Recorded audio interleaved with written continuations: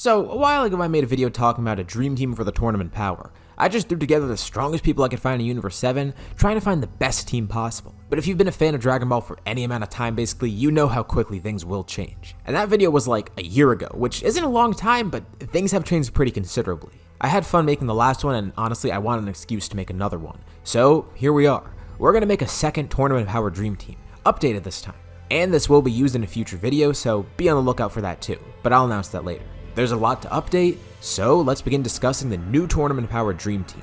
And you know what, on top of that other video I have planned, let's hit like over 4,000 likes, and if we hit that, I'll make a what if mini about this too, like the last one. Alright, let's get into it. So, let's discuss this hypothetical tournament of power. Of course, this is going to take place after everything that's happened so far. The whole point of me making this video is because I want to have a new team with new members. So at the time of recording this, what do we have? Well, one thing we do have is a great sponsorship in Raid Shadow Legends. Raid Shadow Legends is a great AAA quality game, and the best part is, it's right on your phone. But not just mobile, available on PC too. You could explore millions of champion combinations and master countless tactics as you take on raid bosses, dungeon runs, campaign battles, and PvP arena matches in this awesome game.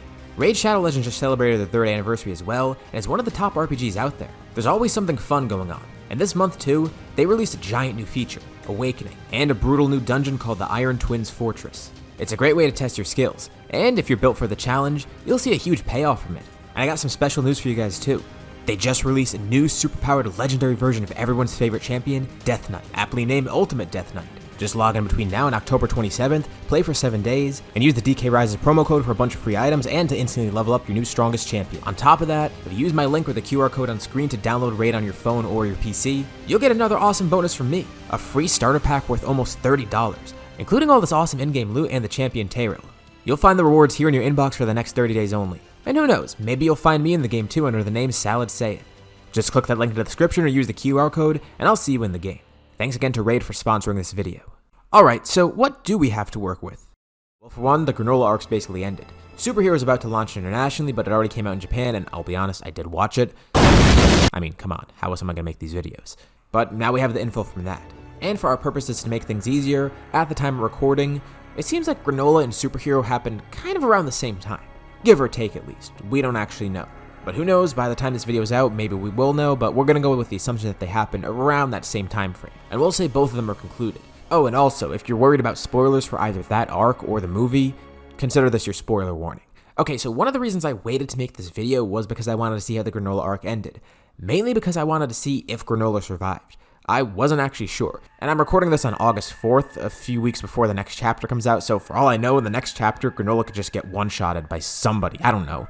Things change very quickly, but we're just gonna assume, yeah, he lived, because that seems like it is gonna be the case here. Just know that's a possibility because it's Dragon Ball. Anything could happen. Alright, first let's talk about the obvious members of the team.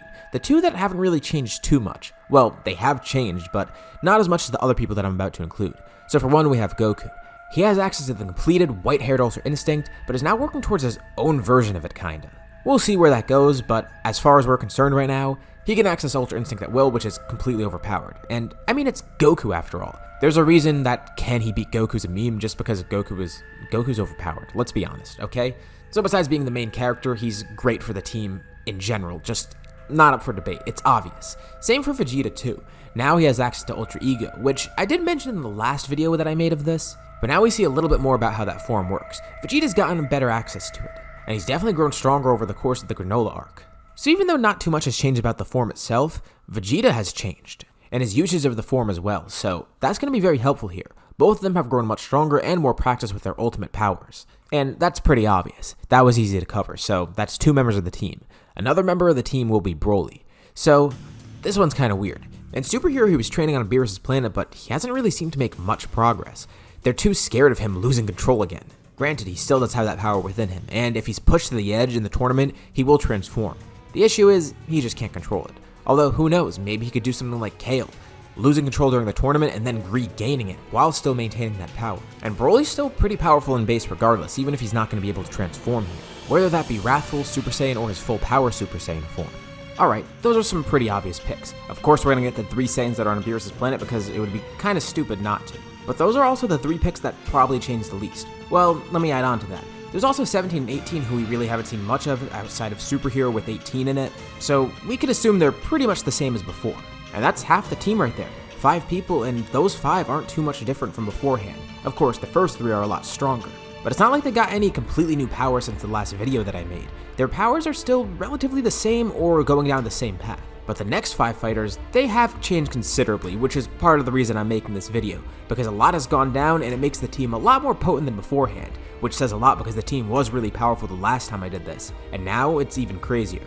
So let's start off with one of the reasons why I made this video, Granolah. I was waiting because I wasn't sure if he was going to survive or not, but like I said before, we'll assume he's going to survive because that seems to be the way it's going. There is the issue of him having only a few years left to live, but if this Tournament of Power happens right after the last arc, that's not an issue. And for all we know, maybe they'll get the Dragon Balls and reverse this effect, so there's a few outcomes here. Either A, he stays as is, B, he gets a wish done that reverses his power and his aging, or C, there could be a wish that allows him to keep his power, but also fixes his lifespan. And that's all speculation because again, I don't know right now, this is being recorded on August 4th, 2022, and for all I know, you're probably watching this a few years ahead and the anime's back, please, maybe, hopefully. But yeah, jokes aside, it doesn't even really matter because if this happens right after that last arc, Granolah's still alive, he's fine, and as we've seen, he is incredibly powerful. I mean, he was able to fight off Ultra Ego Vegeta and Ultra Instinct Goku. And he doesn't just have power either. Besides him basically being a mercenary for hire, there's also the fact that he has the advantage of being a Cerulean. That red eye is going to be really helpful. And even better, now he has 2 red eyes. Well, there's also the fact that by the time of recording this, it seems like his eyes are damaged. But let's say for the sake of the tournament, he's healed. That's actually another one of the reasons why I waited to do this video because I wasn't sure if Granolah was going to end up dead, if he was going to end up blind, or something else. But regardless of how good his vision is right now, his power is still amazing. And if his vision is only a little bit damaged, who's to say it can't be fixed? Another great addition to the team. He'll be very good at providing support because he'll be able to locate the vital points of everybody. And it would be kind of hard to direct others, but it'll help people know where to strike specifically. And if not them, well, he could do it. He is strong enough after all to do so. It's a shame that people kind of forget about him, but I guess that's because he's part of the manga and he hasn't been seen anywhere else really. But he's a really cool character, and if you don't know who he is, I recommend reading the manga. I won't get too much into the arc itself, but I like Granolah, and you probably will too. Another thing he'll be capable of is locating any villains that might be able to hide very well. Because remember, in the actual Tournament of Power, that was kind of an issue. Specifically for a certain Namekian who got knocked out by a bug, which I am still pissed about, but let's go on to Piccolo now. Well, he'll be able to watch out for that this time. But also, there's going to be Granolah on the team making sure that doesn't happen again. But jokes aside, there's no need to worry about Piccolo. Piccolo is so much stronger than before now. The last time I made this video, he didn't have any new forms. And within that time span, he got 2 new things. He got his ultimate form, and then his orange form. I could spend all this time power scaling, but the important thing here is that Piccolo is stronger. Way stronger than before. Like a completely different realm of strength apparently. And on top of that, while this was an ability he had before, he could probably use his gigantification powers during the tournament. Maybe that would be very helpful. Of course, it would make him a big target, figuratively and literally. But imagine if Piccolo went into his orange form, grew to an immense size, and then just like swept his arm across the ring. Of course, giving his teammates a warning beforehand. You could wipe out a lot of the fodder fighters that easily, and then he could just shrink back to normal and fight just as regular orange Piccolo, as regular as that is, which isn't very regular. So that's a huge buff to the team that wasn't there before.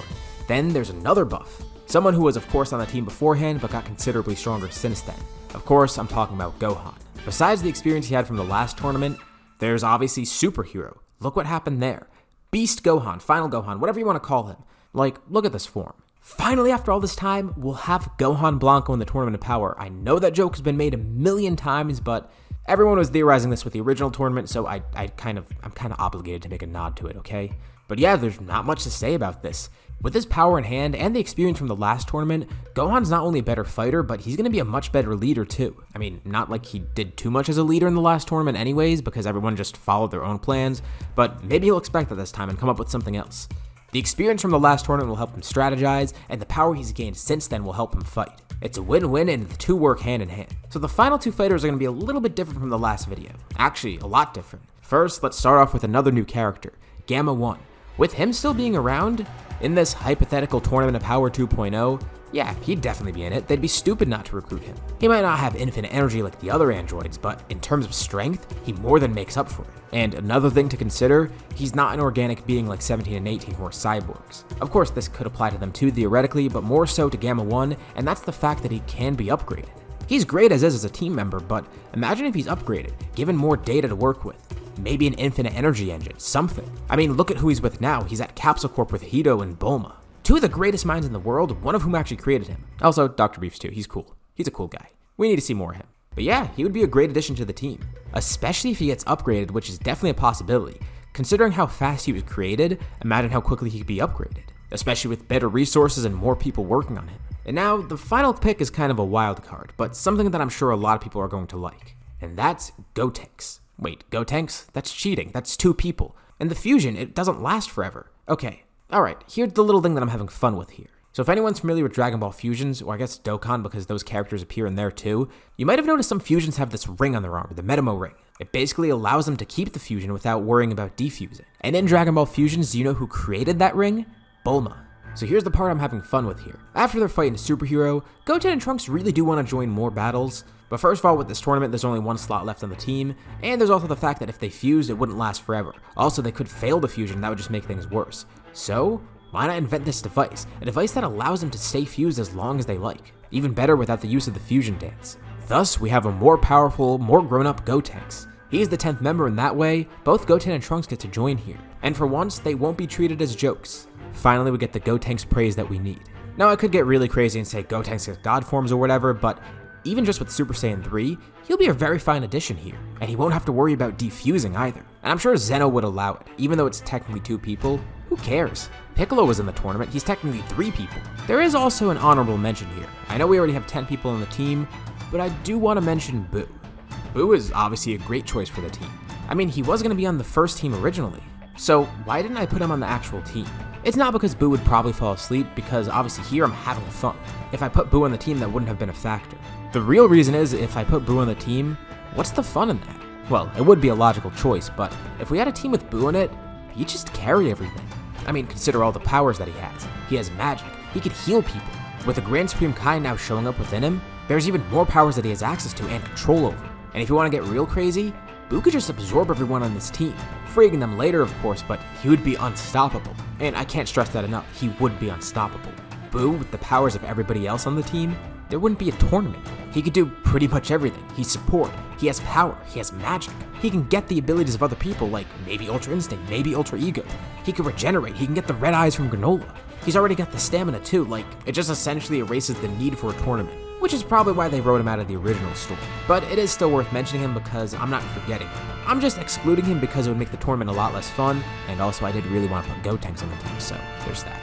I am a Gotenks fanboy, so all the other Gotenks fanboys, comment below. Let your presence be known for the best fusion. So just to recap, here's the lineup we have for the team with everybody's strongest power. Goku with access to Ultra Instinct, Vegeta with access to Ultra Ego, Broly with access to, I don't know, probably Wrathful Super Saiyan, maybe Full Power Super Saiyan, or just his insane power in general, Gohan with his Beast form, Piccolo with his Orange form, Gamma 1 maybe with some upgrades, potentially Infinite Energy now, 17 and 18 who are their normal selves, Gotenks who now has the Metamo ring and has access to Super Saiyan 3, and finally, Granolah who now has access to the double red eyes, as well as his unleashed potential thanks to Taranba. It's a pretty stacked team, and like I mentioned before, the last video was pretty crazy.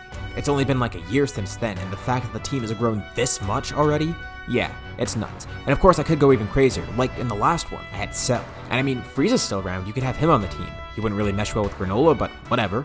If we're trying to make the most stacked team possible, there's other options, and I can go really crazy, getting people from non-canon stuff. Hell, make another Cell Max, or just a new, good version of Cell in general. That definitely could be done. And like I mentioned, there's also Buu. So reflecting on it, this team is not only pretty tame, but pretty realistic. There are many other crazy options, and we could have a lot of fun with this. But unintentionally, I made a semi-realistic team. I only took a few liberties here, but all of them could have realistically happened. The big liberties are the Metamo ring, which could definitely happen, Gamma 1 getting an upgrade, which could also definitely happen, and Granolah's vision being restored and maybe his lifespan, which that's a little bit up in the air, but probably will happen. But I think that does it. Let me know your thoughts in the comments below.